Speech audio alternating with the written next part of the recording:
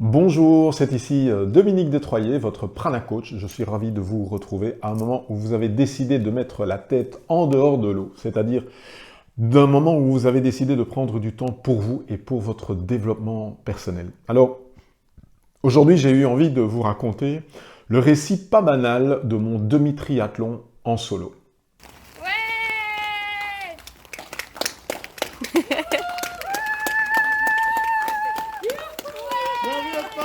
Alors ceux qui ont regardé déjà des vidéos antérieures savent que je me fixe un objectif sportif majeur chaque année. Et cette fois-ci, j'avais laissé mon dévolu sur le demi-triathlon de Chantilly en France le 30 août. Et je me prépare depuis le mois de mars et au mois de juillet, les choses se précisent, le feu passe au vert avec le déconfinement. Et donc le confinement, c'était derrière nous, on allait avoir cette compétition. Sauf que le 15 août, l'organisateur britannique de cet événement envoie un mail et annule la course pour des raisons de quarantaine entre la Grande-Bretagne et la France. Et donc me voilà avec la préparation achevée, la compétition annulée et Dominique dégoûté. Et c'est à ce moment-là que j'ai décidé, le jour J et l'heure H, de courir ce demi-triathlon en solo. Et ce dont je voudrais vous parler aujourd'hui, c'est précisément des enseignements de cette expérience, pas tellement sur le plan physique, mais sur le plan aussi des objectifs que l'on peut se donner à long terme. Parce que sur le plan physique, qu'est-ce que j'ai constaté? J'ai constaté que, en ce qui me concerne, j'ai trouvé les 2 marathons que j'ai courus les années précédentes plus traumatisants du point de vue physique que le triathlon. Par contre, un demi-triathlon, c'est quelque chose qui est usant mentalement. D'abord pour la durée, c'est 6h48 pour l'achever, et puis aussi pour les volumes d'entraînement que vous êtes amené à faire, puisque certainement sur la fin de votre planning, vous êtes amené à faire 3 à 4 entraînements par semaine, parfois avec des longueurs jusqu'à 4 heures. Et c'est précisément par rapport à ça que je voudrais vous donner 3 clés plus une pour rendre l'impossible possible, qui a fait que j'y suis parvenu malgré toutes ces difficultés qui se sont mises sur mon chemin. Alors la première clé pour rendre l'impossible possible, c'est... Alors je ne vais pas utiliser un mot qui, rien qu'à l'entendre, ça nous fait peur. C'est le mot rigueur. Rigueur. Oh non, non. Rigueur, je vais le remplacer par répétition et progressivité. Parce qu'effectivement, c'est la première clé du succès. Vous devez savoir que quand j'ai commencé mon entraînement, Catherine Lallemand, ma coach, qui me suit maintenant depuis 2 ans, a préparé un programme. Et quand j'ai vu la distance finale que j'allais devoir courir, rouler à vélo, 90 km vélo, je me suis dit, mais jamais je vais y arriver. 90 km, c'est la distance entre Bruxelles et la côte. Et j'ai plus mis le cul derrière, ou le cul sur une selle depuis 30 ans. Je vais jamais y parvenir. Et figurez-vous que le 30 août, je les ai faits, ces 90 km. Et ça, c'est précisément une question de répétition et de progressivité. Et pour vos objectifs long terme, c'est exactement pareil. Donc si certains d'entre vous ont des objectifs comme... je pense à un ami qui s'appelle Eric, qui a décidé dans la quarantaine de recommencer un master en cours du soir. C'est un objectif à long terme. Quand vous avez décidé, comme mon fils Nicolas, d'acheter une maison dans laquelle vous devez tout refaire vous-même, c'est un objectif long terme. Quand vous avez envie de changer de boulot alors que vous êtes depuis 15 ans chez le même employeur, quand vous avez envie de peut-être vous lancer dans autre chose, de faire un voyage autour du monde. Tout ça, ce sont des objectifs pour lesquels vous allez être effrayé par l'objectif qui est le vôtre. Et donc, la première clé, c'est la répétition et la progressivité. Parce qu'en fait, ce que j'ai ressenti, moi, dans mes entraînements, c'est qu'un entraînement, c'est quoi? C'est le lundi, on fait 1h15 de course à pied avec des intervalles. Le mardi, rien. Le mercredi, rien. Le jeudi, 1h30, 1h40 de vélo. Et puis le lendemain, repos. Et tout ça, ce sont des choses qui se succèdent, qui s'additionnent, mais en fait, elles ne s'additionnent pas, elles se multiplient. Vous devez savoir que j'ai vraiment senti le volume d'entraînement comme étant quelque chose où chaque fois que je faisais des bornes, eh bien ces bornes venaient se rajouter à celles qui précédaient et à celles qui précédaient pour pouvoir me permettre précisément de grandir et de changer. Et je suis certain que Catherine me donnerait raison du point de vue musculaire, parce que du point de vue musculaire, c'est ça la charge d'entraînement. La charge d'entraînement, c'est ce qui permet à un muscle de s'adapter. Eh bien pour vos objectifs, c'est exactement pareil. Toutes les expériences que vous allez faire, tous les échecs que vous allez rencontrer, toutes les réussites que vous allez avoir, tout ça va faire en sorte que vous allez être plus prêt, mieux préparé, plus grand que le jour qui précède. Vous allez être transformé. Et c'est ça qui va faire qu'à un moment donné, peut-être comme moi, le jour où vous avez atteint votre objectif, vous allez regarder avec un petit peu de sourire et avec un petit peu de tendresse le programme du début mars où je voyais vélo sorti d'1h30. Ça m'a fait sourire parce qu'entre-temps, c'était devenu 90 km. Tout ça grâce à la répétition et à la progressivité. Donc mettez-y, chaque pas que vous faites vous rapproche de votre objectif parce qu'il s'accumule avec le précédent. Ça, c'était le premier objectif. Et puis, la première clé de compréhension. La deuxième clé pour changer l'impossible en possible, c'est en fait l'envie. Parce qu'effectivement, pour courir 3 ou 4 fois par semaine, il faut avoir envie. Et l'envie, c'est quelque chose qui ne s'explique pas forcément facilement. L'envie, c'est quelque chose qui est en vous. Et peut-être que vous avez envie aussi de quelque chose. Eh bien, croyez-moi, si l'envie est présente, vous parviendrez à votre objectif. Si vous n'avez pas envie, vous n'y arriverez pas. Mais si vous avez envie, vous allez déplacer des montagnes, comme on dit.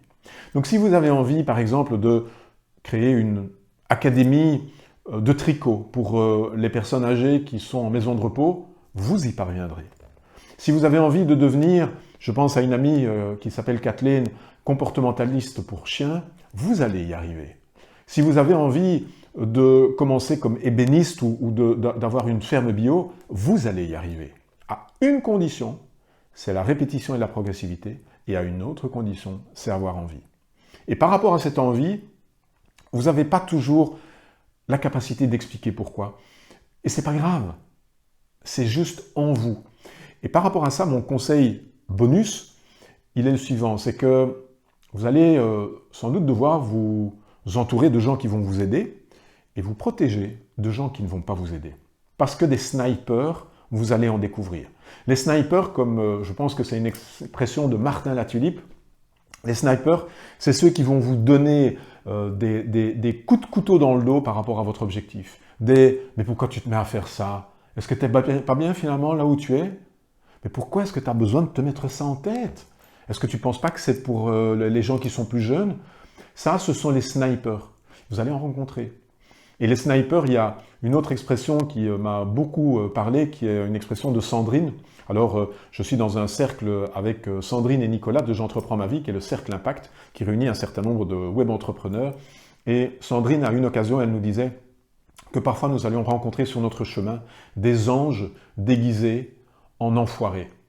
Parce qu'effectivement, il y a certaines personnes autour de vous qui vont être des anges déguisés en enfoirés. C'est-à-dire qu'avec les messages qu'ils vont vous faire passer, eh bien, ils vont peut-être dans un premier temps pas vous aider, mais en fait, au fond du compte, ils vont vous aider à vous rapprocher de cet objectif que vous avez.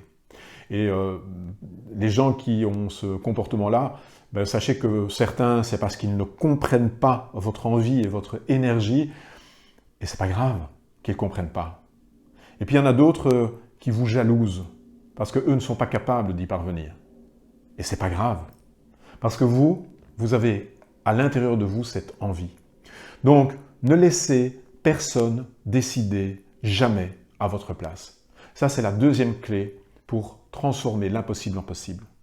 Et puis alors, il y a la troisième clé.